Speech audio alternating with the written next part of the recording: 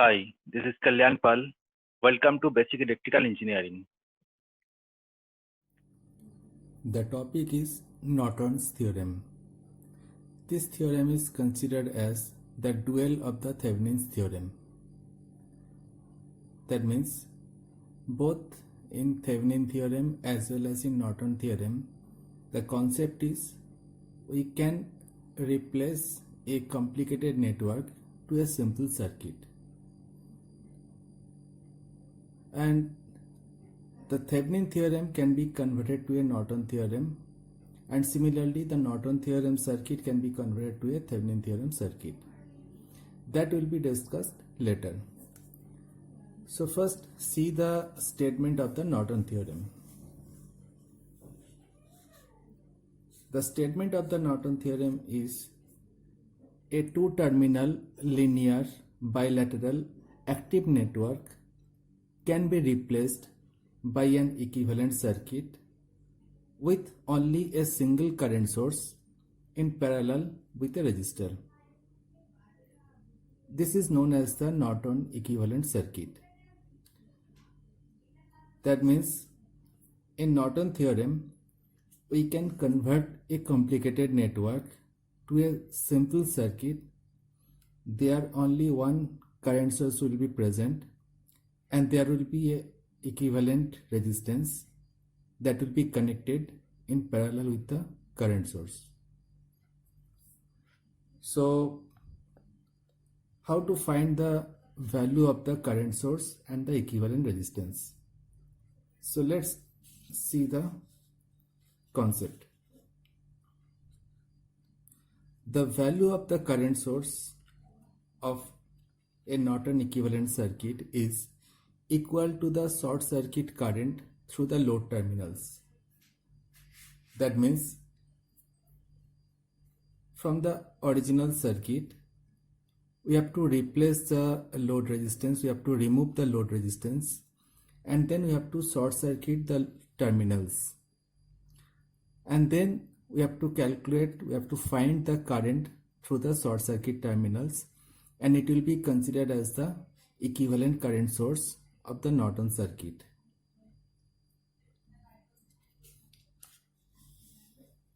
The next is the equivalent resistance. The value of the equivalent resistance is considered as the equivalent resistance of the entire circuit across the open load terminal after replacing all the energy sources present in the circuit by their internal resistance. So this is same as that of Thevenin equivalent resistance.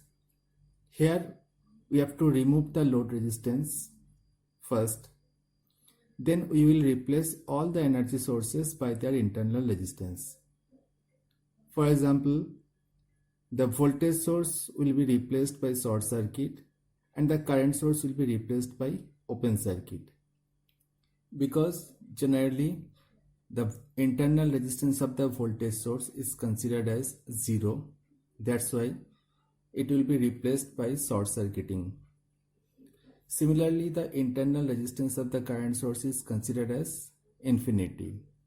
So when we want to replace the current source, we have to open the terminals of the current source.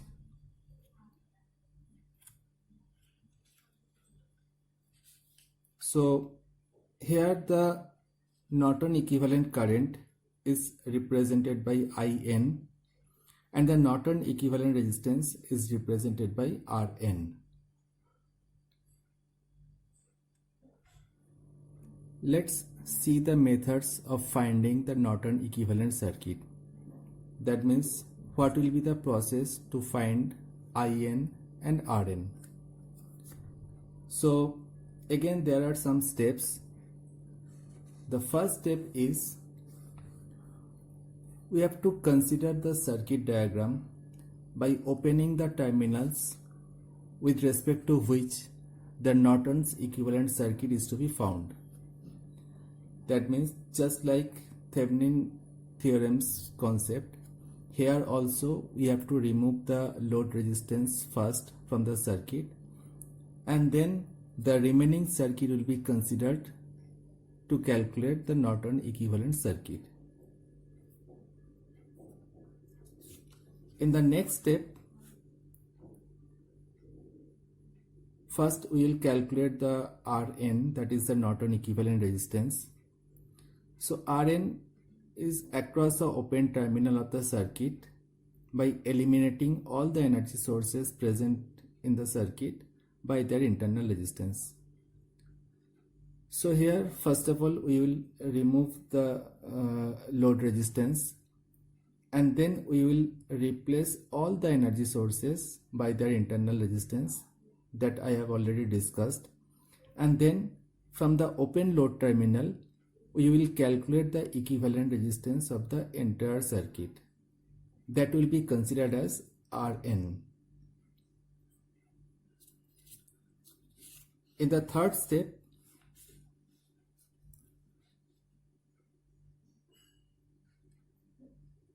we have to find the Norton equivalent current by short circuiting the open load terminals. That means the load resistance is already removed from the circuit, and now we will short circuit the terminals where the load resistance was connected, and then by some methods we have to find the current that will be flowing through the short circuit path. This will be considered as the Norton equivalent current. In the fourth step, we will draw the Norton equivalent circuit by connecting the IN in parallel with Rn. So it will be our Norton equivalent circuit. So if I repeat the steps again, so in the first step, we will consider the circuit diagram by opening the terminals with respect to which the Norton equivalent circuit is to be found. Simply, the load resistance will be removed from the circuit. In the second step, we will find the Norton equivalent resistance across the open load terminal by eliminating all energy sources present in the circuit by their internal resistance. Remember, the Norton equivalent resistance is exactly same as that of Thevenin equivalent resistance. So here the Rn is equal to Rth. In the third step, we will find the Norton equivalent current by short circuiting the terminals, load terminals, and then the current that will be flowing through the short circuit path. And in the fourth step, we will draw the Norton equivalent circuit by connecting IN in parallel with Rn. So after finding the Norton equivalent circuit, then we can find the response in the element that is connected across the Norton equivalent circuit. Here the response means the current flowing through the load resistance, or the voltage drop across the load resistance, or the power dissipated in the load resistance. Now illustrate the concept with the help of a sample circuit. Here I have taken a sample circuit with two voltage sources V1 and V2 and some resistances, that is R1, R2 and R3, and there is a load resistance RL.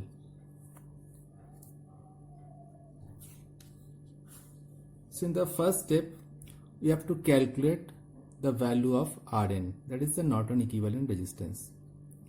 So here, first of all, I remove the load resistance from the circuit, that is RL.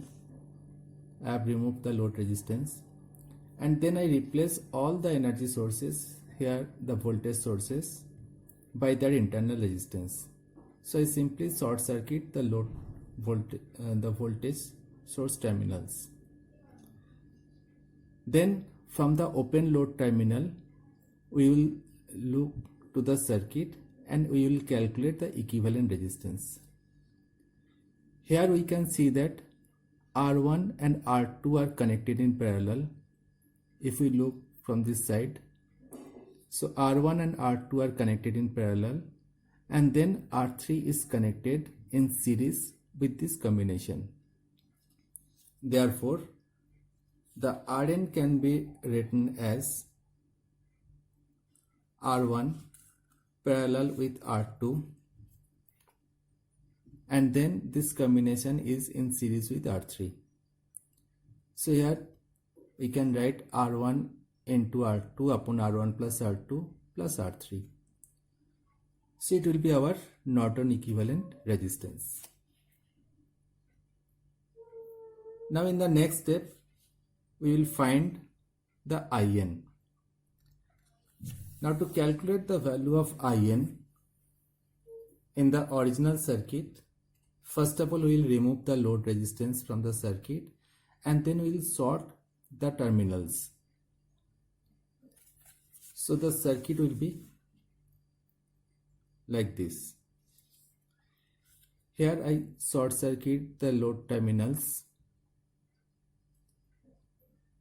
and then we have to find the current that will be flowing through the branch A and B. Now here to find the current, I can use any methods. Here I have chosen the mesh analysis. So in this circuit we can see that there are two meshes, mesh 1 and mesh 2. So according to the mesh analysis, I have chosen two mesh currents, that is I1 and I2. Now depending upon the mesh currents, we have to consider the branch currents. So here it will be I1, here it will be I2, and in R2 resistance it will be I1 minus I2.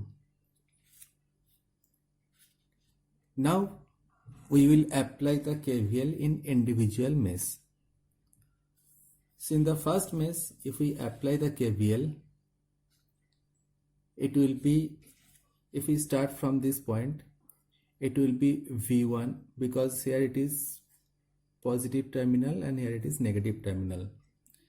See, if I go from this point to upward side, we are going negative to positive side, so the value will be taken as positive. Then from this point to this point, so there will be the current flowing through R1 resistance, so the voltage drop will be I1 into R1. As we move in the direction of the current, then it will be considered as the loss in potential, that's why it is taken as negative. From this point, now we have to go downward. So the resistance R2 and the current in the resistance R2 will be I1 minus I2.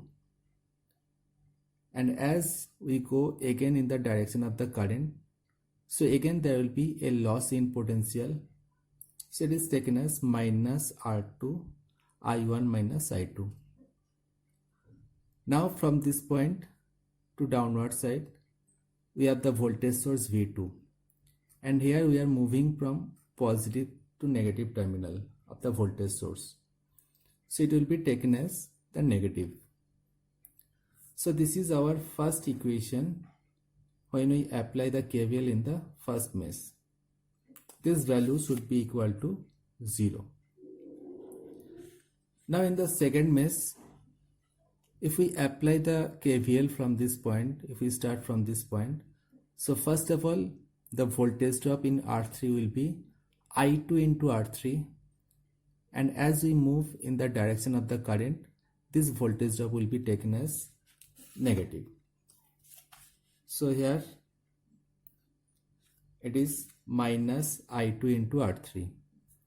Then from A to B, as this terminal is short circuited, so there is no elements, so there will be no voltage drop. Then from B to this side, and from this point to the upward side. Now if we move upward, here we get the voltage source V2, and in this case we are moving upward, means from negative to positive terminal, so this value will be taken as positive, that is plus V2. And now the voltage drop in R2 resistance.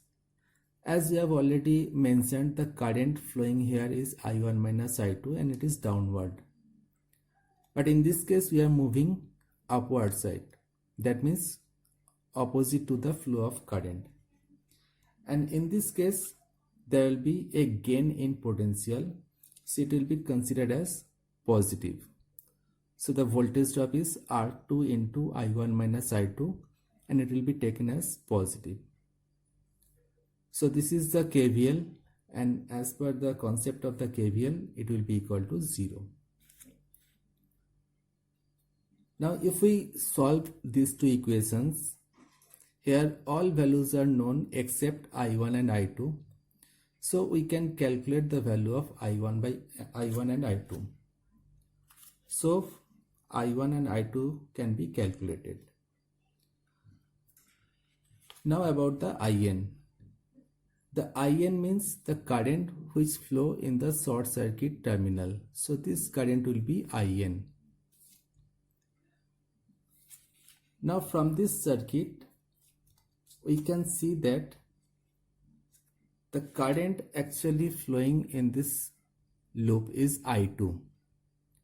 So I2 is flowing from A to B. Therefore, in this case, the value of I2 will be the value of IN. So the value of IN is equal to I2. So in this case, we can calculate the Norton equivalent resistance and Norton equivalent current. Now once we calculate the IN and RN, then the next step is we have to draw the Norton equivalent circuit. So the Norton equivalent circuit is here. This is IN, Norton equivalent current source. This is RN, Norton equivalent resistance. Both will be connected in parallel. And here is the terminal. And we connect the load resistance again across the Norton equivalent circuit. Now, if we want to find the current through the load resistance, that is IL, then this IL can be calculated by using the current division rule that we have already discussed earlier. So here the two branches are connected in parallel, RN and RL, and the current IN is flowing. So from this terminal, let's say terminal C, the current will be divided into two parts. One will be flowing through RN and other will be flowing through RL. So as per the current division rule, the value of IL will be the total current, means IN, into the resistance of the opposite branch, that is RN, upon the sum of two resistance, that is RN plus RL. So in this way, we can find the current flowing through the load resistance. So the concept is, from the original circuit, first of all you have to calculate RN, then we have to calculate IN. RN will be calculated by removing the load resistance from the circuit and replacing all the energy sources by their internal resistance. IN will be calculated by short circuiting the load terminals and by some other means, that means either mesh analysis or nodal analysis or superposition theorem. We have to find the current through the short circuit path. Then these two parameters will be connected parallel to each other, and we will add the load resistance across the Norton equivalent circuit, and then by using the current division rule, we will find the value of load current IL.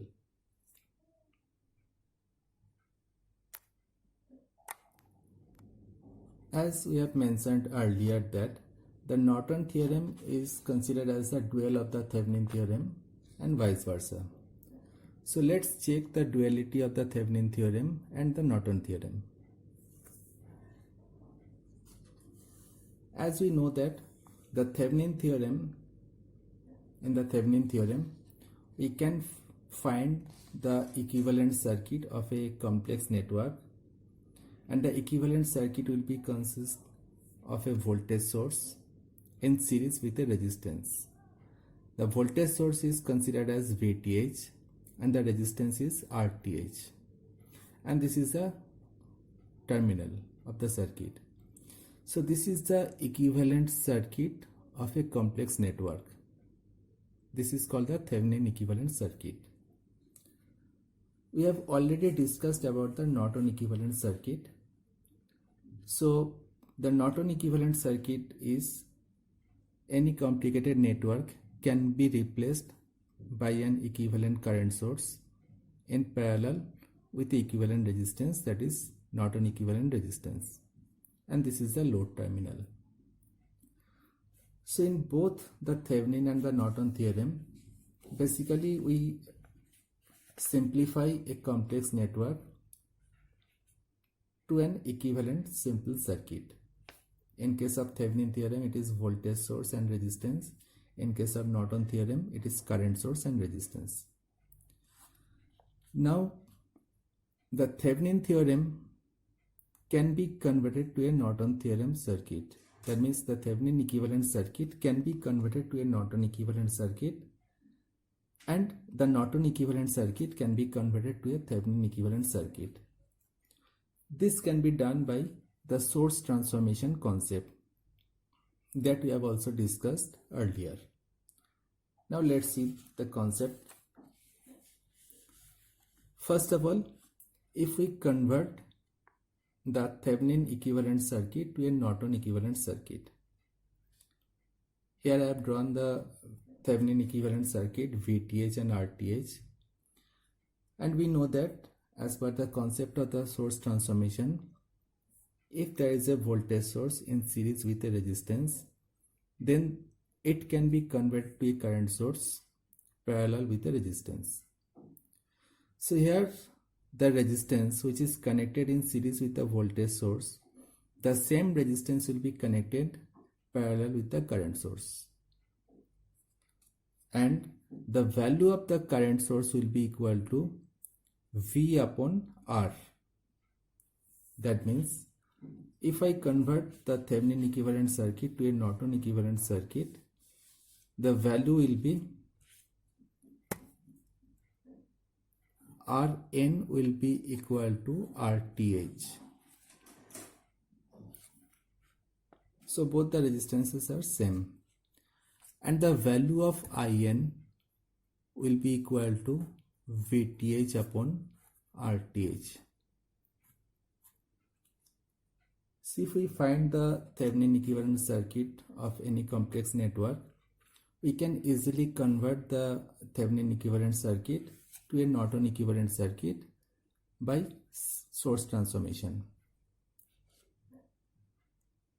On the other hand, if I want to convert a Norton equivalent circuit to a Thevenin equivalent circuit,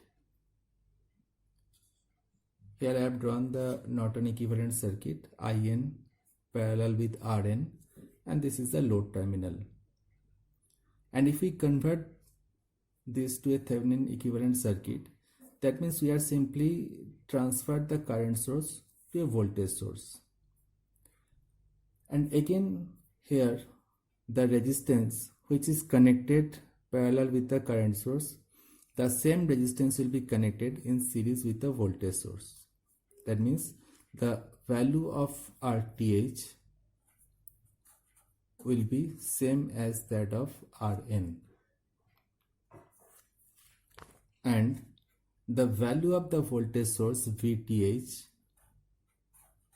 can be calculated as In into Rn. So in this way we can change a Norton equivalent circuit to a Thevenin equivalent circuit, or a Thevenin equivalent circuit to a Norton equivalent circuit. This is the duality of the Thevenin theorem and the Norton theorem.